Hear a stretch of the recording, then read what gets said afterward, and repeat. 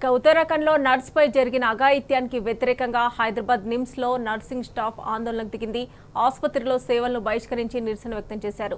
ఆసుపత్రిలో ఓపీ సేవలు, elective surgeries నిలిచిపోవడంతో రోగులు తీవ్ర ఇబ్బందులు పడుతున్నారు.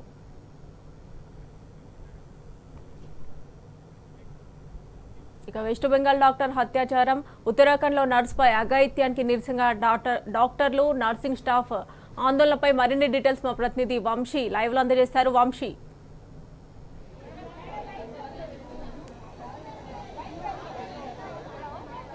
పశ్చిమ బెంగాల్లో జరిగినటువంటి సంఘటన కావచ్చు, దాంతోపాటుగా ఉత్తరాఖండ్లో ట్రైనీ నర్సుపై జరిగినటువంటి అఘాయిత్యానికి నిరసనగా అటు ఏదైతే పెద్ద ఎత్తున అటు నిమ్స్ ఆసుపత్రిలో 2 రోజుల పాటు కూడా విధులు బహిష్కరించడం జరిగింది. ప్రజెంట్ మనం విజువల్స్లో కూడా చూస్తూ ఉన్నాము.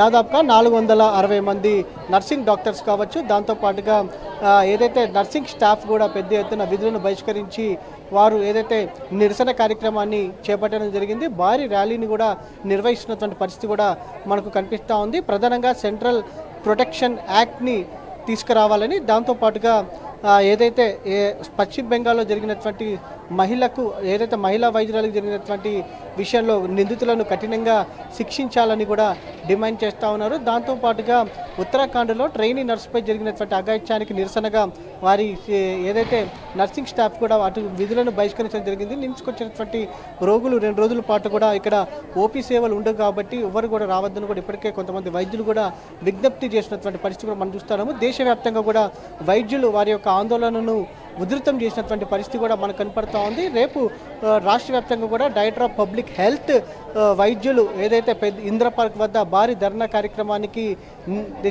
చేపట్టడం జరిగింది. దాంతోపాటుగా ఈరోజు ఉస్మానియాలో కావచ్చు, గాంధీలో కావచ్చు ఓపీ సేవలు నిలిపివేయడంతో పాటుగా భారీ ర్యాలీని కూడా చేపట్టినటువంటి పరిస్థితి కూడా మనకు కనపడతా ఉంది. ఓవరాల్గా రాష్ట్ర వ్యాప్తంగా కూడా భారీ ఎత్తున నిరసన కార్యక్రమాలు జరుగుతూ ఉన్నాయి. దేశవ్యాప్తంగా కూడా ఏదైతే రెసిడెంట్ డాక్టర్స్ నిరసన కార్యక్రమాన్ని ఉధృతం చేసినటువంటి పరిస్థితి కూడా మనకు కనపడతా ఉంది. మనం కొంతమంది నిమ్స్ వైద్యులతో కూడా మాట్లాడించే ప్రయత్నం చేద్దాం, వారి అభిప్రాయాన్ని కూడా మనం తెలుసుకునే ప్రయత్నం చేద్దాం. ప్రధానంగా ఎన్ని రోజుల పాటు కూడా ఈ సేవలు నిలిపివేయనున్నారు అనే అంశానికి సంబంధించి కూడా వారితోనే మాట్లాడించే ప్రయత్నం చేద్దాం. మేడం చెప్పండి మేడం. కలకత్తాలో జరిగిన అత్యాచారం గురించి మేమంతా ప్రొటెక్ట్ చేస్తున్నామండి. సో మేమందరం మెడికల్ ఫీల్డ్లో ఉన్నాం కాబట్టి మాకందరికీ ప్రొటెక్షన్ కావాలి, చేసే ఉద్యోగస్తులందరికీ ప్రొటెక్షన్ కావాలనేసి మేము ఫైట్ చేస్తున్నామండి. మేమందరం ప్రొటెక్ట్ చేస్తున్నాం. మేడం మీరు చెప్పండి, నర్సింగ్ స్టాఫ్ మీద కూడా ఈ మధ్య దాడులు గణనీయంగా పెరిగినటువంటి నేపథ్యంలో మీరు ఎలాంటి ఆందోళన కార్యక్రమాలకు సిద్ధమయ్యారంట? నర్సింగ్ స్టాఫ్ అని కాదు, ఫస్ట్ మహిళలమండి మేమందరము. డాక్టర్స్ కాదు, నర్సెస్ కాదు, టెక్నీషియన్స్ కాదు, అందరం ఒక మహిళలము. ఒక ఇన్సిడెంట్ జరిగినప్పుడు ఫస్ట్ అడ్మినిస్ట్రేషన్ తొందరగా యాక్టివ్ కావాలి. అది కప్పిపుచ్చుకోవడానికి ఏం చేస్తున్నారంటే దాన్ని వేరే విధాలుగా దాన్ని తప్పుద్రోవకు తీసుకెళ్తున్నారు. అలా చేయకూడదు, ఎందుకంటే దాన్ని కరెక్ట్ వేరే తీసుకెళ్ళాలి. న్యాయం జరగడానికి ఫస్ట్ అడ్మినిస్ట్రేషన్ సహకరించాలండి. జరిగిన తప్పుని సర్దిద్దుకోవటం కాదు, వాళ్ళ దాకా రాకుండా దాన్ని మాయం చేయడానికి చూడకుండా తప్పు చేసిన వాళ్ళకి శిక్ష పడటానికి ఫస్ట్ అడ్మినిస్ట్రేషన్ సహకరించాలండి. అడ్మినిస్ట్రేషన్ సహకరిస్తే అప్పుడు మాకు న్యాయం జరుగుతూ ఉంది. వర్కింగ్ ప్లేస్లలో వర్క్ చేసే దగ్గర లేడీస్కి చాలా వరకు ప్రొటెక్షన్ ఇవ్వాలి. డ్యూటీ రూమ్లోకి పోయి వాళ్ళు అత్యాచారం చేసి ఆమెని హత్య చేశారంటే ఎంత అన్యాయం అసలు. అది చాలా భయంకరం అది. ఎందుకంటే అక్కడ ఆ కలకత్తా హాస్పిటల్లో ఎలాంటి ఆమెకి ప్రొటెక్షన్ లేదు కాబట్టి ఆ డాక్టర్కి అలా జరిగింది. మిగతా రేపు చేసి హత్య, అది కూడా ఎంతమందో కూడా తెలియదు. మానవత్వం లేకుండా అంత ఘనంగా ఆమెని రేప్ చేసి హత్య చేశారంటే అది చాలా భయంకరము. మాకు కూడా ఒకలాంటి భయం వస్తూ ఉంది.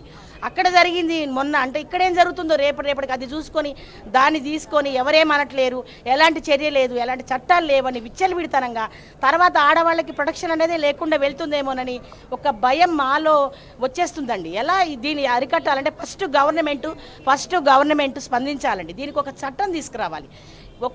ఒక లేడీ వైపు చూడటానికి కానీ, ఒక చెయ్యి వేయటానికి కానీ వాళ్ళల్లో ఒక భయం కలగాలి. అలా కలగాలంటే ఫస్ట్ గవర్నమెంట్ స్పందించాలి, తర్వాత ఇన్స్టిట్యూషన్లో ఉన్న అడ్మినిస్ట్రేషన్ స్పందించాలి. పకడ్బందీగా ఒక ప్లాన్ ప్రకారంగా ఒక జీవో తీసుకొని వచ్చి ఇలాంటి మానభంగాలను కానీ హత్యలను కానీ ఆపాలండి. లేకపోతే మాకు ప్రొటెక్షన్ లేదు, మేము డ్యూటీలు చేయలేము. అసలు ఆడదానికి బ్రతకడమే ఒక సమస్యగా మారిపోతూ ఉందండి. దయచేసి గవర్నమెంట్కి మా తరపు నుంచి మేము విజ్ఞాపన చేయటం ఏంటంటే ఫస్ట్ స్పందించండి, ఒక చట్టం తీసుకురండి. ఇమ్మీడియట్గా అట్లా తప్పు చేసి అట్లా హత్యలు చేసి మానభంగాలు చేసిన వాళ్ళకి ఇమ్మీడియట్గా శిక్ష అనేది ఉండాలండి, నరకం అనేది ఉండాలి వాళ్ళకి. లేకపోతే ఇది ఆగదండి. మేము ఎన్ని ధర్నాలు చేసినా గవర్నమెంట్ ఒక చట్టం తీసుకురానంత వరకు, అడ్మినిస్ట్రేషన్ దీనికి సహకరించేంత వరకు ఎవ్వరు వీటిని ఆపలేదు. కాబట్టి దయచేసి చేయాలని మేము మనస్ఫూర్తిగా కోరుకుంటున్నాం. కఠినమైనటువంటి చట్టాలను కూడా తీసుకురావాలని కూడా వారు విజ్ఞప్తి చేస్తూ ఉన్నారు. నల్ల బ్యాడ్జీలను ధరించి కూడా వారు ఆందోళన కార్యక్రమాలు నిర్వహిస్తున్నటువంటి పరిస్థితి మనకు కనపడుతూ ఉంది. చెప్పండి మేడం. మాకు ఈ ఇన్సిడెంట్ జరగడానికి కారణం అక్కడ సరియైన ప్రొటెక్షన్ కానీ, సరియైన ఫోర్స్ కానీ, సరియైన ఫెసిలిటీస్, ఎమ్యూనిటీస్ కానీ లేకపోవడం అండి. మేము కోరుకునేది ప్రభుత్వానికి రెండే. ఒకటి, సెంట్రల్ ప్రొటెక్షన్ యాక్ట్ కావాలి. సిపిఏ ఆల్రెడీ డ్రాఫ్టెడ్ ఉంది, కానీ అమలు చేయలేదు, అది మాకు అమలు చేయబడాలి. రెండోది, స్పెషల్ ప్రొటెక్షన్ ఫోర్స్ మన స్టేట్ నుంచి స్టేట్ యాక్ట్గా మనకు రావాలి. ఇవి రెండు మేము కోరుకుంటున్నాం. కాలేజ్ లెవెల్ అమ్యూనిటీస్ కోసం కాలేజ్ లెవెల్ అడ్మినిస్ట్రేటర్స్ని మేము వాళ్ళని కన్సల్ట్ అయ్యి వాళ్ళ దగ్గర నుంచి చేసుకోవచ్చు. బట్ ఈ central protection act, SPF, special force protection అనేది మేము గవర్నమెంట్ మాత్రమే అడగలం. సో గవర్నమెంట్ ఇందులో ఇన్వాల్వ్ అయ్యి మాకు తగిన న్యాయం చేయాలి, అమ్మాయికి తగిన న్యాయం చేయాలి. అట్లాగే ఈ రెండు యాక్ట్స్ని కూడా ఇంప్లిమెంట్ చేయగలగాలి అని విన్నపం అండి. మేడం మీరు నేను ఇక్కడ రెసిడెంట్ మాట్లాడుతున్నాను. ఫస్ట్లీ ఫర్ ఎవ్రీబడి ఒక అవేర్నెస్ రావడం ఇంపార్టెంట్. సెకండ్లీ ఎవరు పడితే అలా like even the way attenders మాట్లాడతారు ఆర్ ప్రొటెక్షన్ కానీ ఇదంతా ఒక డే ఒక ఇన్సిడెంట్ అయింది, సో 2 days అయిపోయింది, తర్వాత బ్యాక్ టు డ్యూటీస్, ఎలా పడితే అలా మాట్లాడచ్చు. ఎవ్రీబడి ఫస్ట్ ఒక జనరల్ అవేర్నెస్ తెచ్చుకోవాలి ఒకళ్ళతో. నాట్ ఓన్లీ అ గర్ల్, ఒక హ్యూమన్, ఒక మారల్ ఎథిక్ వాల్యూస్ ఉంటాయి. ఎట్లా మాట్లాడాలి, ఏ సిచ్యువేషన్లో ఎలా రియాక్ట్ అవ్వాలి, ఎలా బిహేవ్ చేయాలి. ఇప్పుడు డ్రెస్సింగ్ రూమ్స్ కానీ, వాష్రూమ్స్ కానీ ఇవన్నీ ఒక ఇన్స్టిట్యూట్లో ఒక్క చోట వస్తే కాదు.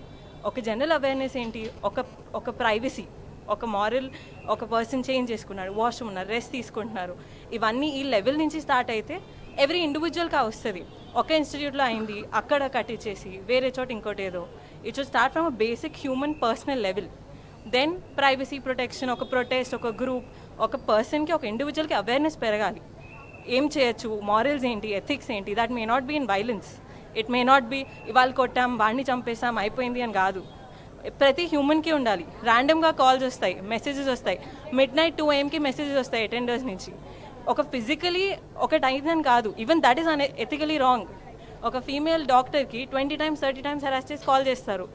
How can that be different from this? Harassment in form of orally, abuse, physically, everything should be raised awareness about. Incident aindi, so physically amak protection ivvali. What about cyber crime?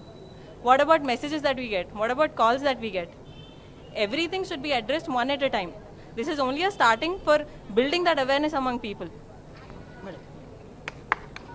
ఆర్జికర్లో ఏదైతే incident జరిగిందో that is very heinous crime. అది జరిగిన తర్వాత ఇప్పటి వరకు justice రాకపోవడం అనేది చాలా ఆశ్చర్యకరమైంది. ఇప్పటి వరకు జస్టిస్ అనేది తెప్పియాలి గవర్నమెంట్, కానీ గవర్నమెంటే వాళ్ళతో కలిసి ఎవిడెన్స్ని డిస్ట్రాయ్ చేయడం అనేది చాలా బాధాకరంగా ఉంది. ఫస్ట్ థింగ్, జస్టిస్ వస్తే మాకు కూడా ఒక టైప్ ఆఫ్ సేఫ్టీ ఉందనేసి అనిపిస్తుంది. ఇప్పుడైతే మాకు పని చేయాలంటే, నైట్ డ్యూటీలో పని చేయాలంటే మాకు కూడా చాలా భయంగా ఉంది. అండ్ ఇంతకు ముందు వరకు అయితే మేము నార్మల్గా ఎక్కడ పడితే అక్కడ వార్డ్లో కానీ ఎక్కడ టైం దొరికితే అక్కడ ఖాళీగా ఉంటే పడుకునే వాళ్ళము. ఇప్పుడు పడుకోవాలన్నా, డోర్ ఓపెన్ చేసి పడుకోవాలన్నా మాకు చాలా భయంగా ఉంది. So we need justice for the family. And also CPI act ఏదైతే ఉందో ఇప్పటివరకు ఎందుకు ఇంప్లిమెంట్ చేయలేదు అనేది ప్రశ్నిస్తున్నాను. సిపిఐ యాక్ట్ వస్తే మాకు కూడా సేఫ్టీ ఉంటుంది హాస్పిటల్ ప్రిమైసెస్లో. బయట ఎలాగో సేఫ్టీ లేదు, మేము పనిచేసే దగ్గర కూడా సేఫ్టీ లేకపోతే ఇంకా మేము ఎందుకు పనిచేసి. సో అదొకటి కోరుకుంటాను.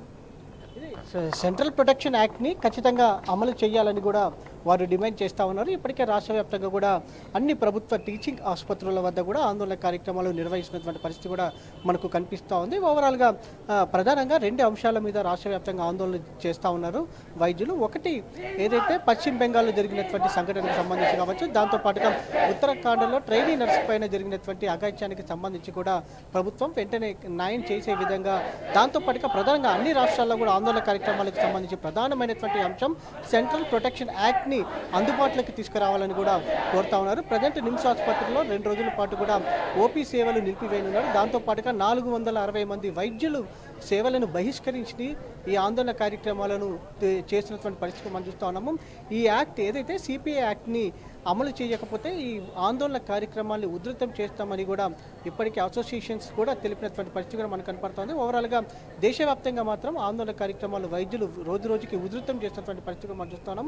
ఎట్ ఏ టైం నిమ్స్కి వచ్చేటటువంటి రోగులకు కూడా కొంత ఈరోజు ఇబ్బందికరమైనటువంటి పరిస్థితి నెలకొన్నటువంటి పరిస్థితి మనం చూస్తున్నాము. ఎందుకంటే భారీ ఎత్తున ఓపీ సేవలు నిలిపివేయడంతో కూడా పెద్ద ఎత్తున రోగులు ఇబ్బందులు పడుతూ ఉన్నారు. దాంతోపాటుగా ఉస్మానియా గాంధీ ఆసుపత్రిలో కూడా భారీ ర్యాలీలకు ప్లాన్ చేయడం జరిగింది. 11 గంటల ప్రాంతంలో ర్యాలీలు కూడా ప్రారంభం కానున్నాయి అక్కడ. దాంతోపాటుగా ఏదైతే సీనియర్ డాక్టర్స్ కొంతమేర పనిచేస్తున్నా కూడా రెసిడెంట్ డాక్టర్స్ కావచ్చు, జూనియర్ డాక్టర్స్ కంప్లీట్గా విధులను మాత్రం బహిష్కరించినటువంటి పరిస్థితి మాత్రం మనకు కనపడుతుంది. మొత్తం మీద రాష్ట్ర వ్యాప్తంగా కూడా జూడాలు పెద్ద ఎత్తున ఆందోళన కార్యక్రమాలు మాత్రం నిర్వహిస్తూ ఉన్నారు.